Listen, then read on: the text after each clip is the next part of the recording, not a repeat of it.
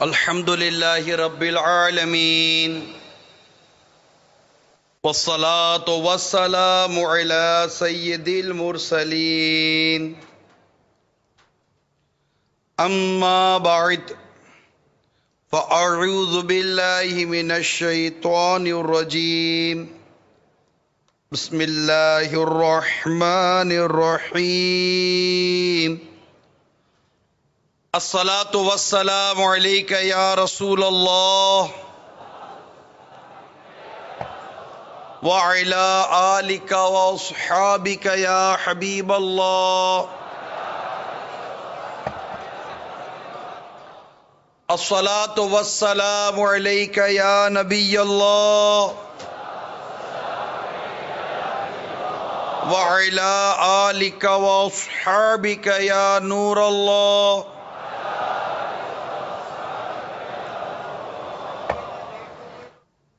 فرمان مصطفیٰ صلی اللہ تعالی علیہ وآلہ وسلم، جس کے پاس میرا ذکر ہوا اور اس نے مجھ پر درود پاک نہ پڑھا، تحقیق وہ بدبخت ہو گیا۔ صلو علی الحبیب۔ اچھی اچھی نیتوں کے ساتھ اول تاخیر بیان میں شریک رہنے کی مدنی التجا ہے۔ یہ بھی نیت کر لیجئے، درس و بیان کے تعظیم کی نیت سے دو زانوں بیٹھوں گا، جن جن سے ہو سکے دو زانوں بیٹھ جائیے۔ یہ بھی نیت کر لیجئے، حسب موقع عز و جل صلی اللہ تعالی علیہ وسلم رضی اللہ تعالی عنہ کہوں گا، دوران بیان موبائل فون استعمال نہیں کروں گا۔ میں بھی نیت کرتا ہوں اللہ کی رضا کے لیے بیان کروں گا، اعلی کلمت الحق، اللہ تعالیٰ کا کلمہ بلند کروں گا، نیکی کی دعوت دوں گا، برائی سے منع کروں گا۔ روایت میں آتا ہے لوگ پل صراط پر سے اپنے نور کے مطابق گزریں گے، ان میں سے بعض پلک جھپکنے کی دیر میں گزریں گے، تو بعض بجلی کی طرح تو بعض بادلوں کی طرح گزریں گے، تو بعض ستارے ٹوٹنے کی طرح، بعض ہوا کی طرح ہی گزریں گے، تو بعض گھوڑے کے دوڑنے کی طرح، تو بعض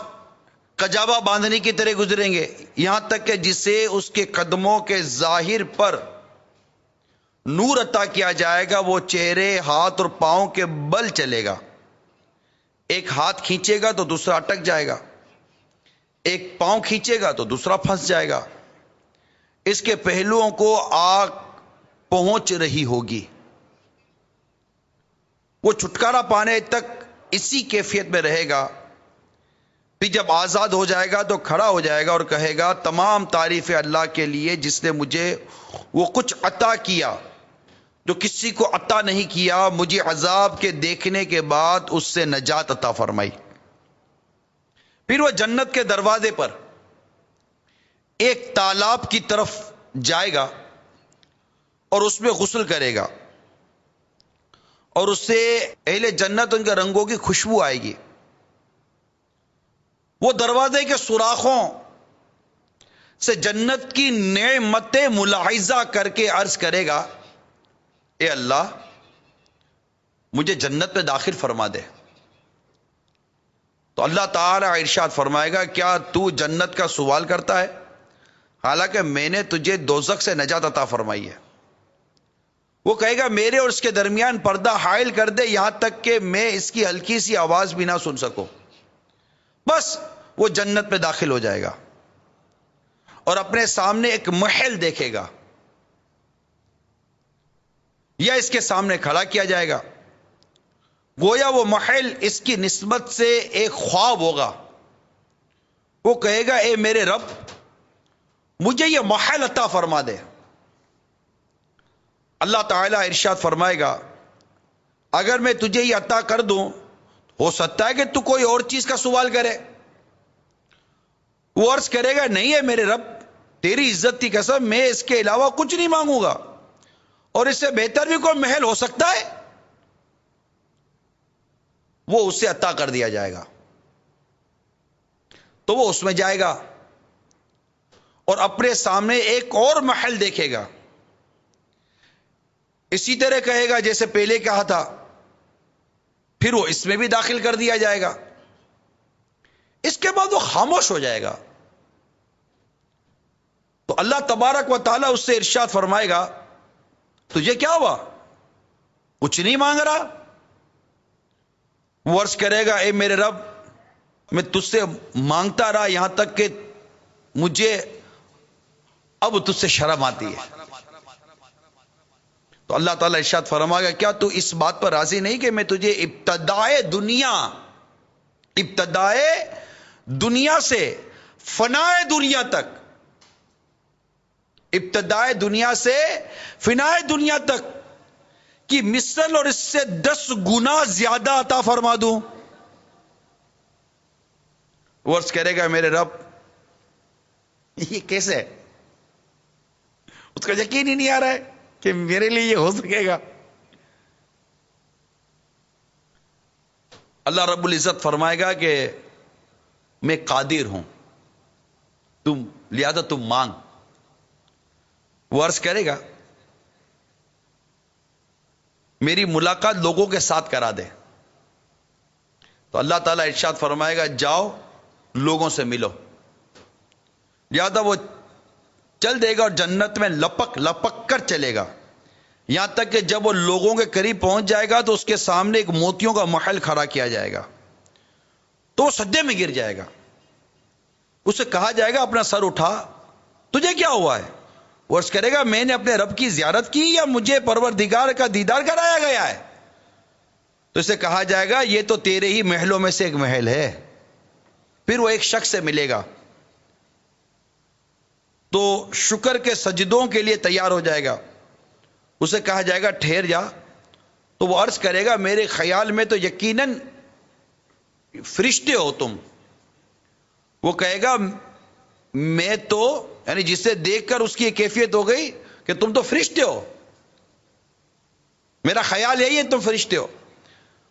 تو وہ کہے گا میں تو آپ کے خزانچیوں میں سے خزانچی اور خدام میں سے خادم ہوں،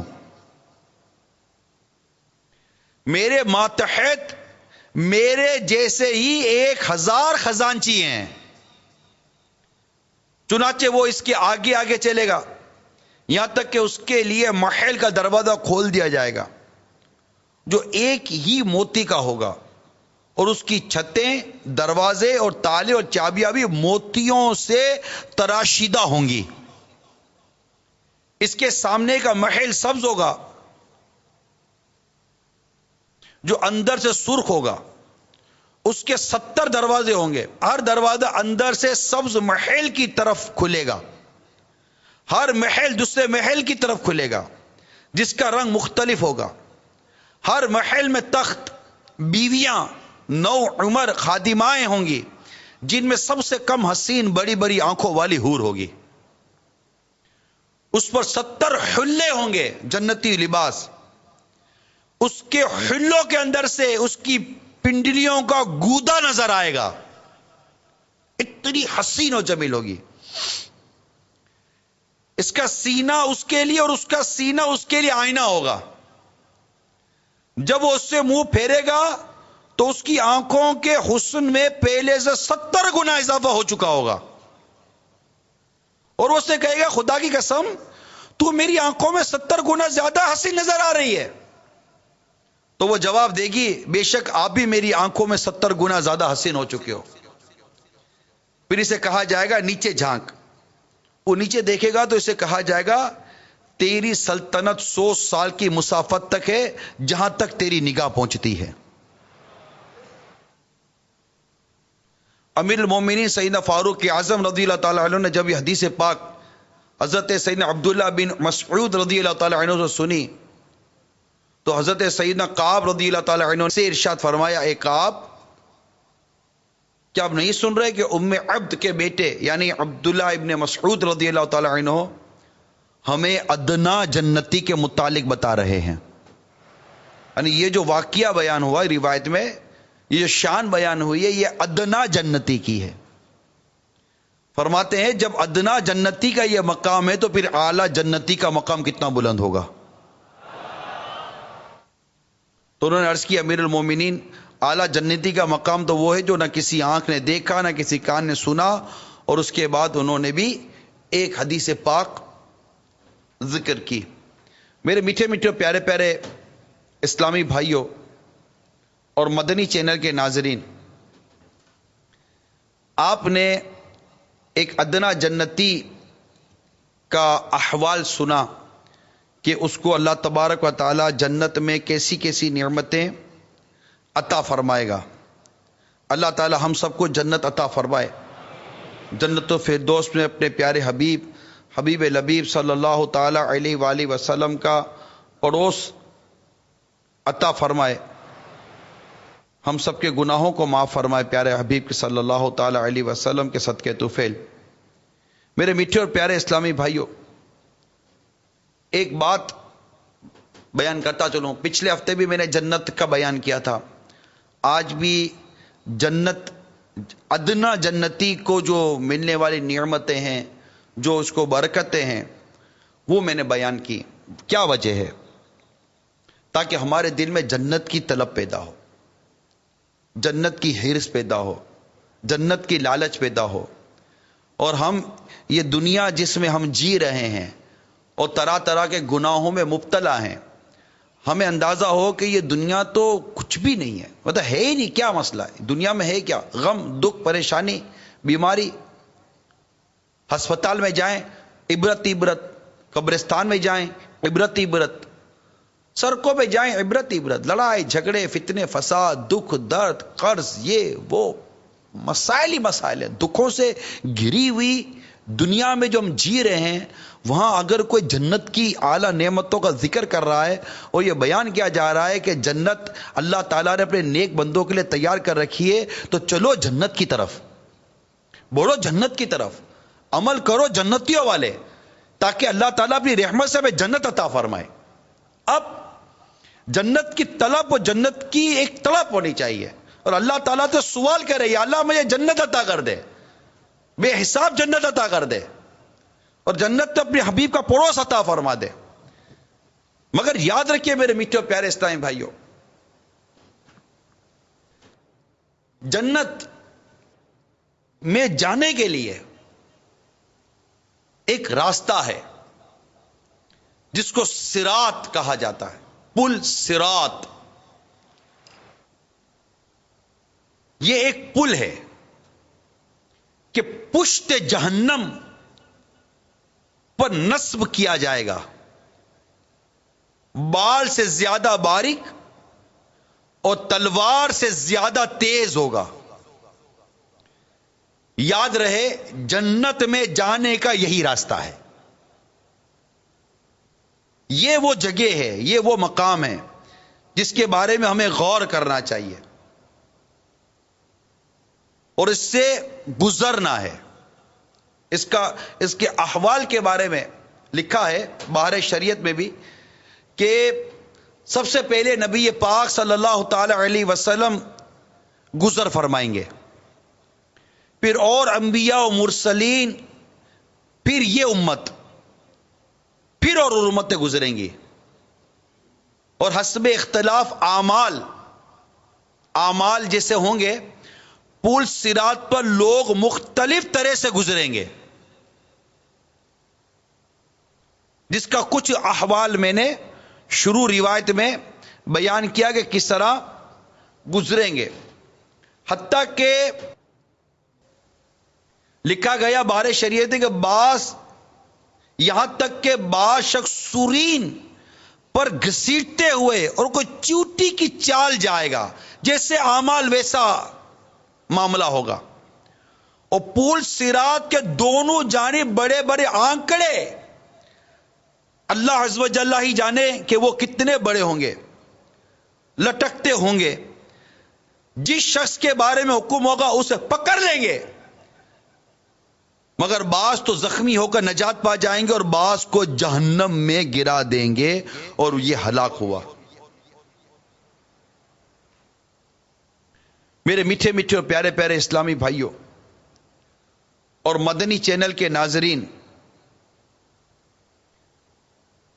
اور اے جنت کے طلبگار عاشقان رسول، پل صراط سے گزرنے کا مرحلہ آسان نہیں۔ ہمارے اسلاف اس ضمن میں بے حد متفکر و مغموم رہا کرتے تھے، فکر مند رہتے تھے، غم زدہ رہتے تھے۔ چنانچہ حضرت سیدنا علامہ جلال الدین سیوطی شافعی رحمت اللہ تعالی علیہ نقل فرماتے کہ حضرت سیدنا عبداللہ بن رواح رضی اللہ تعالی عنہ کو ایک بار روتے دیکھ کر ان کی زوجہ محترمہ نے عرض کی، آپ کو کس بات نے رلایا ہے؟ آپ نے ارشاد فرمایا، مجھے اللہ تعالیٰ کا یہ فرمان یاد آ گیا ہے، ترجمہ کنز الایمان، اور تم میں کوئی ایسا نہیں جس کا گزر دوزخ پر نہ ہو۔ لکھتے مجھے یہ خبر نہیں کہ اس سے نجات بھی حاصل کر سکوں گا یا نہیں، یہ طے ہے کہ اس پر سے گزرنا ہے۔ یہ ہم سب جتنے بھی ہم سب سن رہے ہیں، دیکھ رہے ہیں، ہم سب اس پر بڑی توجہ کریں۔ پل صراط یہ جنت میں جانے کا ایک ہی راستہ ہے، یہ یاد رکھیے گا، اس سے گزرنا ہے، اور ہر شخص اپنے اعمال کے حساب سے اس کے ساتھ کیفیت ہوگی۔ اب ان تمام تر معاملات کو دیکھ کر جو ہمارے بزرگوں کی کیفیت تھی نا، وہ اب میں بیان کرنے جا رہا ہوں، تاکہ ہم اس سے درس عبرت لیں کہ میں بھی سن رہا ہوں، میں بھی اپنے اعمال کو جانتا ہوں، لیکن میری کیفیت اور میری سوچ، میں متفکر کیوں نہیں، میں غمزدہ کیوں نہیں، میں جہنم کی ہولناکیاں، جہنم کی آگ کے انگاروں کا تصور کیوں نہیں کر پاتا، میں اس پل صراط کا تصور کیوں نہیں کر پاتا جس پر سے گزرنا ہے، آنکڑے ہوں گے پکڑ کر کھینچ رہے ہوں گے، جس کے بارے میں حکم ہوگا، اللہ نہ کرے مجھے پکڑ کر کھینچ کے جہنم میں گرا دیا گیا تو میرا کیا بنے گا۔ حضرت سیدنا ابو میسرہ عمر بن شرجیل رضی اللہ تعالی عنہ ایک بار بچھونے پر آرام کرنے کے لیے تشریف لے گئے تو بے قرار ہو کر فرمانے لگے، کاش میری ماں نے ہی مجھ کو نہ جنا ہوتا۔ ان کی زوجہ محترمہ نے عرض کی، آپ ایسا کیوں کہہ رہے ہیں؟ فرمایا، بے شک اللہ تعالیٰ نے جہنم سے گزرنے کی خبر دی ہے، لیکن یہ خبر نہیں کہ ہم اس سے نکلیں گے یا نہیں۔ اللہ عز و جل ہم سب پر رحم فرمائے۔ پل صراط کا سفر نہایت ہی طویل ہے۔ حضرت سیدنا فضیل بن عیاض رحمت اللہ تعالی علیہ سے منقول ہے، پل صراط کا سفر 15,000 سال کی راہ ہے، یعنی 15,000 سال میں ایک تیز رفتار گھوڑا جتنا راستہ طے کرے اتنا طویل سفر ہے۔ 5,000 سال اوپر چڑھنے، 5,000 سال نیچے اترنے کے، اور 5,000 سال برابر چلنے کے۔ پل صراط بال سے زیادہ باریک و تلوار سے تیز تر ہے، اور جہنم کی پشت پر بنا ہوا ہے، اس پر سے وہ گزر سکے گا جو خوف خدا عز و جل کے باعث کمزور و نڈھال ہوگا۔ میٹھے میٹھے اور پیارے پیارے اسلامی بھائیوں، تصور کیجئے اس وقت کیا گزر رہی ہوگی جب میدان قیامت میں سورج 1.25 میل پر رہ کر آگ برسا رہا ہوگا، لوگ ننگے بدن، ننگے پاؤں، تانبے کی دہکتی ہوئی زمین پر کھڑے ہوں گے، بھیجے کھول رہے ہوں گے، کلیجے پھٹ گئے ہوں گے، دل ابل کر گلے میں آ گئے ہوں گے۔ ایسے خوفناک حالات میں پل صراط سے گزرنے کا مرحلہ درپیش ہوگا۔ اس سے گزرنے کے لیے دنیاوی طاقتور باکسر، کریل نوجوان و پہلوان، تیز ترار سبک رفتار خلا باز، کراٹے باز، ہٹے کھٹے مضبوط بدن والوں کی حاجت نہیں، بلکہ فضیل بن عیاض رحمت اللہ تعالی علیہ کا فرمان ہے کہ خوف خدا عز و جل کے سبب کمزور، نحیف بدن والے، خوف خدا جن کے اندر ہوگا اور جس سے یہ کمزور ہو گئے ہوں گے، یہ پل صراط سے بآسانی گزر جائیں گے، پار کر لیں گے۔